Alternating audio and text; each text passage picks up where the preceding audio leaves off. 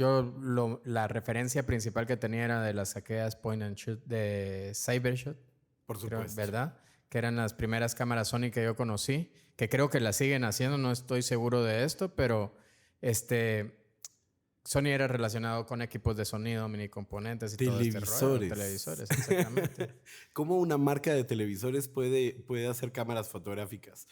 Bueno, esto realmente es bastante interesante porque cuando nosotros hablamos de marcas, obviamente estamos hablando de una fachada, ¿verdad?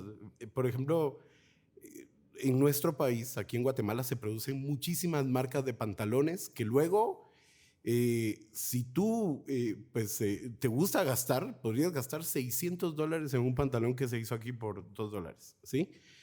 Y es increíble cómo la marca termina haciendo, al final de cuentas, le termina dando el valor al producto, ¿sí? En este caso, si nosotros viéramos internamente cualquier equipo, no importa si es Nikon, si es Canon, si es Sony, si es Fuji, si es Pentax, si es Panasonic, cualquier marca. Si pudiéramos ver hacia adentro y si pudiéramos ver con lupa, podríamos darnos cuenta que hay muchos componentes que son compartidos entre todas. Vuelvo y lo repito, estamos defendiendo que somos del Real o del Barça, claro, pero no nos damos cuenta que por dentro compartimos muchos equipos, ¿verdad? Prácticamente existen unas fábricas de sensores, existen otras fábricas que se dedican a crear baterías de iones de litio, fábricas que ese pequeño circuito integrado que hace que una tarjeta pueda grabar es producido por una fábrica. En otras palabras, no el 100% de una cámara lo hace una marca en específica. Sony lleva años trabajando en imágenes. Prácticamente, si nosotros hablamos de la historia de la televisión, Sony fue acompañando en la creación de cámaras, en la creación de equipos, en la creación de videograbadoras, en la creación de switchers, todo este tipo de componentes. Entonces, en realidad sí tenía mucha experiencia.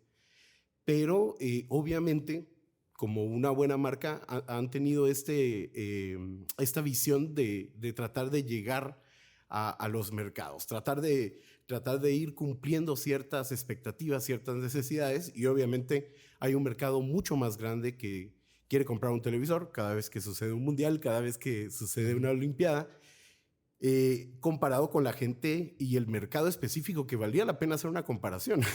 ¿Qué tipo de mercado es el mercado fotográfico? Lo cierto es que yo la primera vez que escuché de cámara Sony, estaba recién empezando en Flickr y había un español que tomaba unas fotografías increíbles. Yo en ese momento era canonista, ¿sí? Canonista a morir, y creo que sí la defendía bastante. Y todavía considero que Canon es una excelente marca.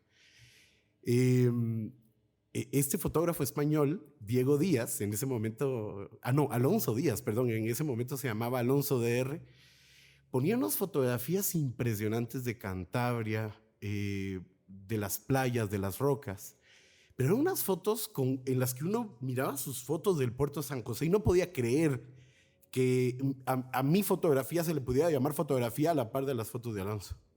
Y lo peor de todo es que el tipo tenía el descaro de poner: esto no es un HDR, esta fotografía no fue hecha con filtros, sí fue editada, pero es una sola fotografía.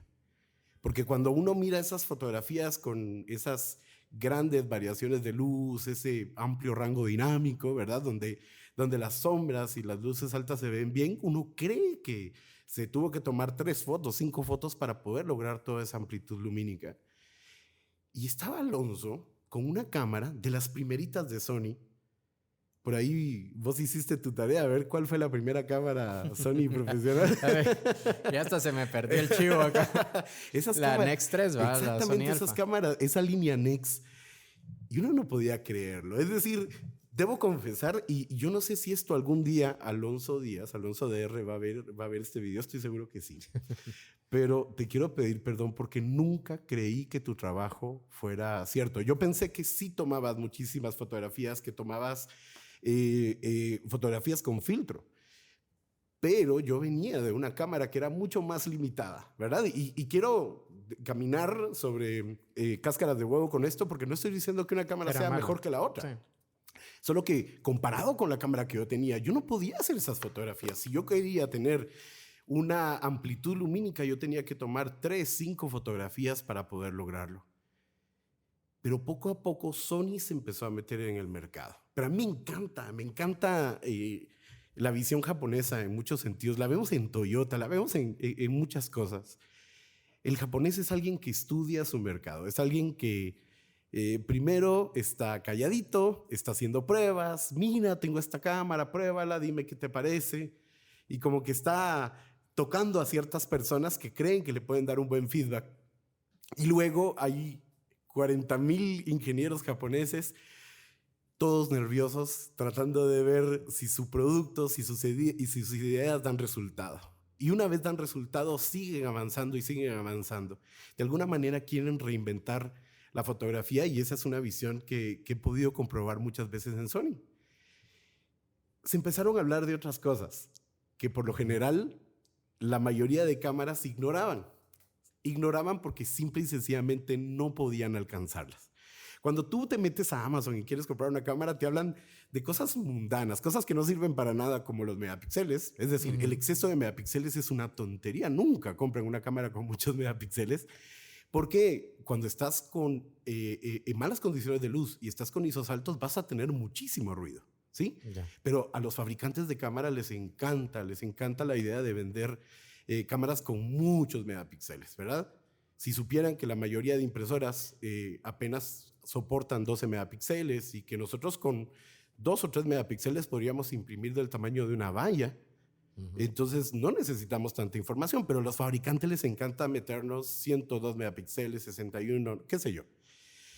Y también nos venden otra idea mundana de los puntos de enfoque. ¿Por qué razón nos venden megapíxeles y por qué nos venden puntos de enfoque? Porque son fáciles de producir. Tú ordenas a un robot, mira, hazme más megapíxeles. Siempre he pensado que hay un brocha, un ayudante de camioneta trabajando en Japón que les dice a los megapíxeles, por favor, córranse, donde caben 2, caben 3.